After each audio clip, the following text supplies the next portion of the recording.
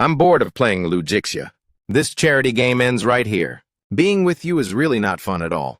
Let's break up. Fine. The story goes back to our college days. Encounters between people are usually accompanied by prejudices. Lujixia's prejudice against me was probably that of a brainless rich kid, while my first impression of her was that of a cold-blooded study machine. During our junior year of college, relying on the fact that my family had nothing but money, I let my grades slip to the bottom of the department. My academic advisor, wanting a troublemaker like me to smoothly graduate with a degree, forced me into Lujixia's study support group. Lujixia was the campus belle, a famous prodigy of the mathematics department. She had a cold and aloof personality and won the national scholarship every single year. Her only flaw was being poor, so poor that even ordering a side of meat paste at the cafeteria required a long, hard thought. Hey, Xia, doesn't reading these books get boring? Tutor me in advanced math, 1,000 yuan an hour. Deal. Lingran, your money can't buy intelligence. Stop bothering me. At that moment, the self-esteem of a young master who had never tasted failure like me was hurt by her poor yet unyielding, unfazed attitude, leaving an itch in my heart that was hard to ignore. I started trying every possible way to show up and catch her attention, while other guys were racking their brains to give her flowers or write her love letters. I asked some friends abroad and spent a fortune to find and buy several out-of-print original foreign books in her major that she couldn't borrow. Here, I'll let you borrow these. The condition is that you must pull up my advanced math grade to a passing score. I thought we would always be like that, maintaining this awkward transactional relationship until the storm over the poverty scholarship hit, which completely bound our destinies together. Lujixia's subsidy scholarship for poor students, which she originally had in the bag, suddenly on the announcement board, turned into another name. A top genius girl, don't be so rigid. This specific slot is originally based on each person's capability. If you're really short on cash, then beg me. I'll give you some pocket money every month. How about that? Zhang Yiqin was a rich young master with an influential background. His family had just donated a batch of laboratory equipment to the school.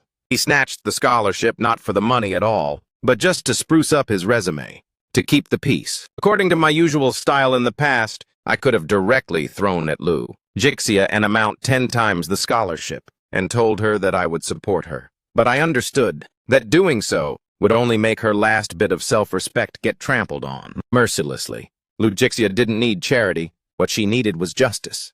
Immediately send someone to investigate all evidence regarding Zhang Yiqin stealing the scholarship. Mr. Principal, is the school's reputation important, or is Zhang Yiqin, along with his family's few pieces of trash microscopes, more important? If this stuff gets leaked online, our department's enrollment quota for next year will probably run into big trouble. The next day, the announcement board changed the name. Zhang Yiqin was given a disciplinary warning. The academic advisor was suspended from work, and Lujixia's name, rightfully, returned to the spot that originally belonged to her. Let's go, I have an umbrella. After that day, we naturally ended up together just like that. How wonderful those times were back then. Originally, but as long as she was there, the moment I walked through the door, I would obediently sit down right next to her. During that 3-year period, my grades were pulled up a whole level by her. A week before deciding our direction for grad school during our senior year, she returned from the library and saw me holding a colored pen, marking points on a national map. This is the capital. This is the university where you'll go to grad school. And this is the school where I'll go to drag myself through the days. A straight line is the shortest distance between 2 points. This will be the distance between us in the future. I'll follow your lead on everything. But just when I thought I would smoothly go to the capital with this cold and aloof girl and walk with her until our hair turned white, fate opened its giant abyss-like mouth at me. Lingran, your dad jumped off a building. The company is bankrupt. The house has been seized. Debt collectors are blocking the door, threatening to hack people. Don't come back. Absolutely do not come back. In just one night, I fell from cloud 9 into the pitch-black mud. A massive debt of tens of millions of RMB, my father's corpse, and my mother's mental breakdown were like a massive mountain, crushing my spine bit by bit. I set off for my hometown that very night. Standing in front of the villa sealed with official tape, I felt an unprecedented sense of suffocation. I knew I could no longer go to the capital. My life was basically ruined. Hey, hypothetically speaking, what if one day I end up penniless? And because of a massive mountain of debt, I can't go to the capital. What would you do? You going bankrupt? It's just one of those online personality quizzes. Just answer seriously. I'll probably secure a full scholarship. And worst case scenario, I'll work part-time while studying to support you. It was those very words that made me resolve that I couldn't ruin her. Which was why the most brutal scene on graduation day that year happened. That was the last time our lives crossed paths. After graduation, she stayed at the school for grad school, while I, like a homeless dog, flew abroad. Shouldering a debt of tens of millions, I voluntarily jumped into that living hell. The human world chewed me to the very bone.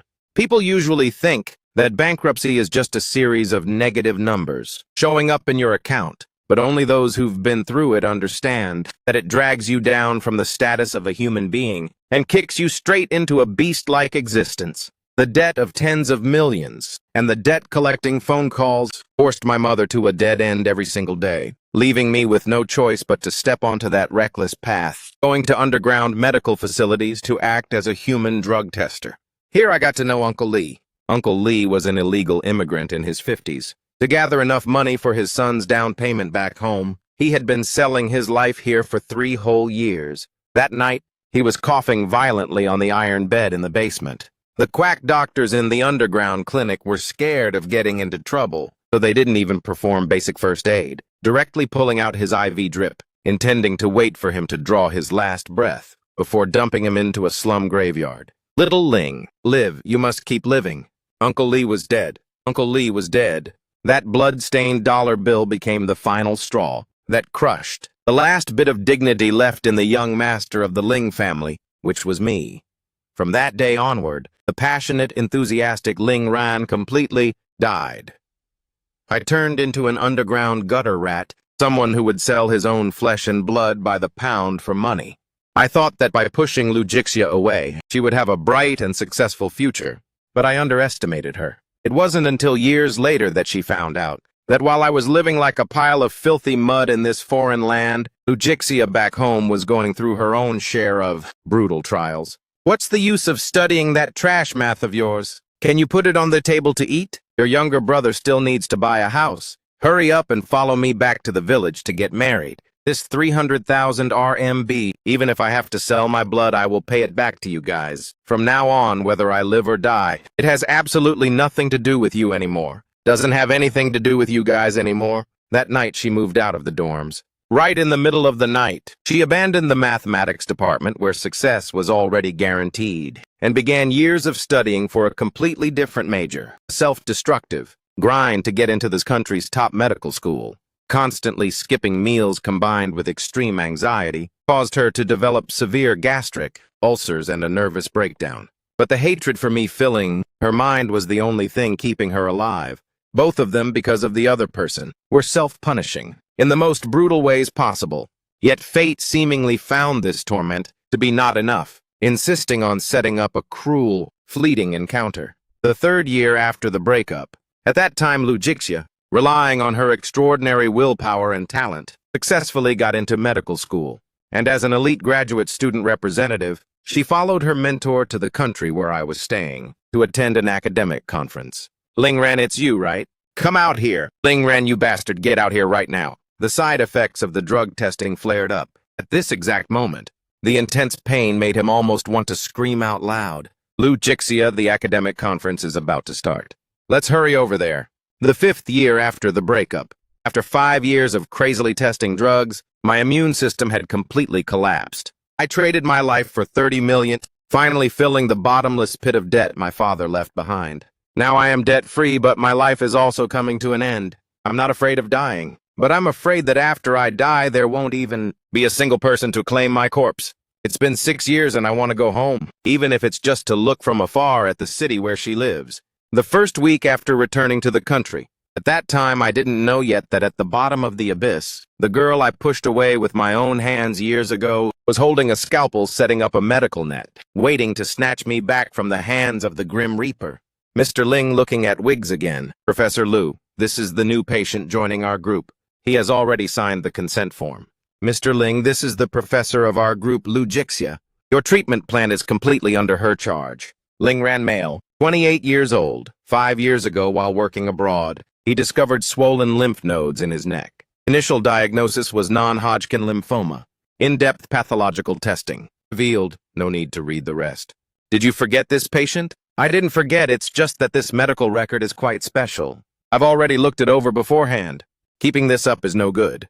With you having such a violent reaction, I will go to Guanglin to find Lu Jixia. She is an expert, and will definitely have a way. Don't. I'm used to it. If I go to the doctor every single time, I'm afraid it'll just cause them trouble. Do you know Professor Lu? I don't. Why do you ask? Professor Lu is a very busy person. She never handles these trivial matters. This time, she specifically came to the office to instruct your attending doctor to specially give you an extra injection of this specialized antiemetic drug. Looks like I need to handle the transfer procedures. It has come to this, so I can't just keep bothering Lu Jixia forever. Where are you transferring to? Lu Jixia, what are you doing? If you step out of this door, you won't live past 3 months. This is my fate, it has nothing to do with you. We broke up. I don't need your fake kindness here. Mr. Ling, your life is currently in the hands of my medical team. If I haven't signed off, you aren't going anywhere. Patient in bed 23 is non-compliant and emotionally agitated. Administer an extra dose of sedatives today. Mr. Ling, what a coincidence. Why are you here? Let me introduce myself. I am Yan An. How do you and Xiaoxian know each other? We were college classmates. Just classmates. Why is it that what I heard is not quite like that? You are Lu Jixia's ex-boyfriend. The year of college graduation, you threw a lump sum of money at her and dumped her mercilessly.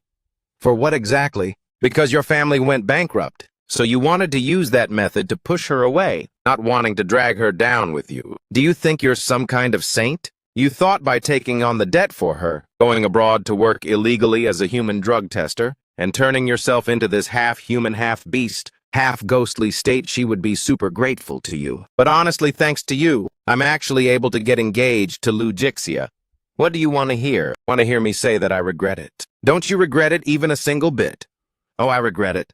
I'll go chase after Lu Jixia again right now. I'll confess my love to her, cry my eyes out and tell her that I'm still in love with her, just so she can dump you immediately and marry me instead. Lu Jixia, if your ex confessions his love to you, would you take him back? You can try and find out. Try. Try what? You can try and find out. Say that you still love me, and see if I will return to your side. Not planning to say it. Say what? The words you just said. Just now I was only talking nonsense. It was just to bicker with him. Lingran is messing with me that fun to you? Are feelings that cheap to you? I'm not messing with you. I'm very sorry for causing you trouble.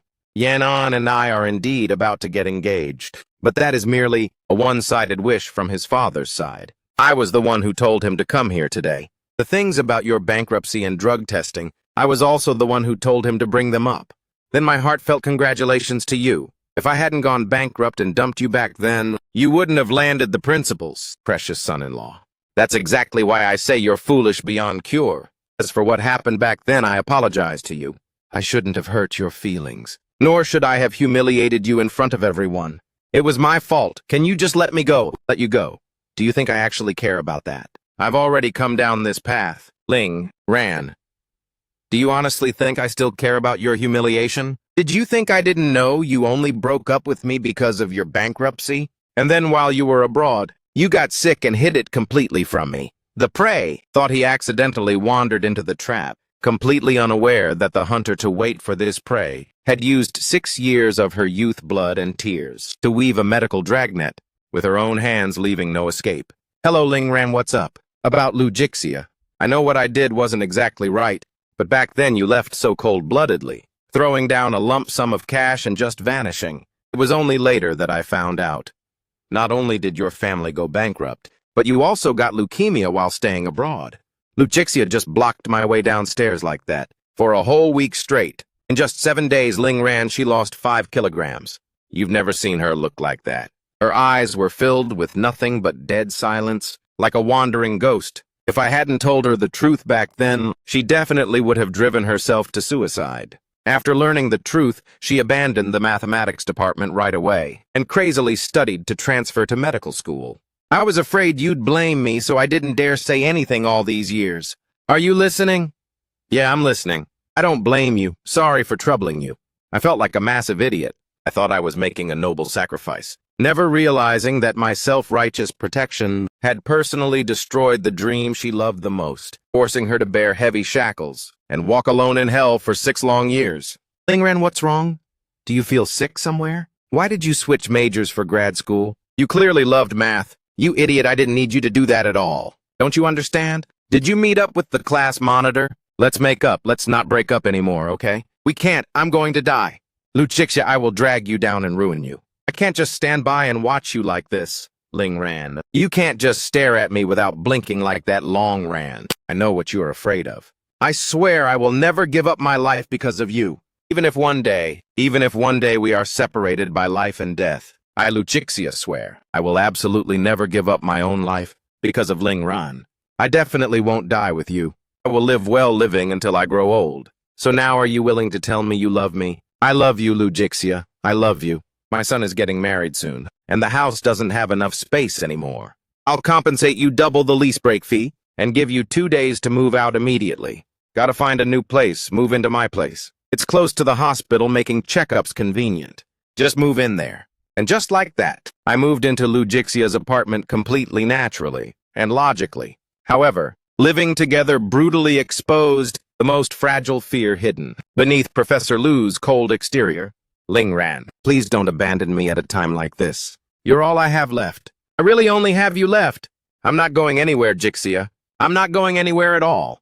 The high fever that night fiercely ignited the most crazed desire to live within me.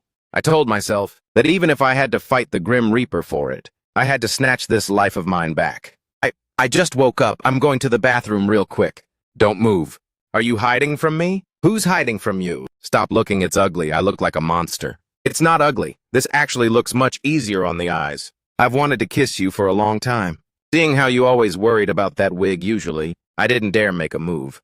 Do you know how to shave a head? My hair has all fallen out anyway. Why bother shaving? I mean, you helped me shave mine. No way, are you crazy? You are still so young. The patients won't trust you. Shaving it clean will make me look more mature, come on. I won't do it. Look how young you look now, just like a newly arrived intern at the hospital. Shaving my head clean just to be by your side every day. I think it's totally worth it.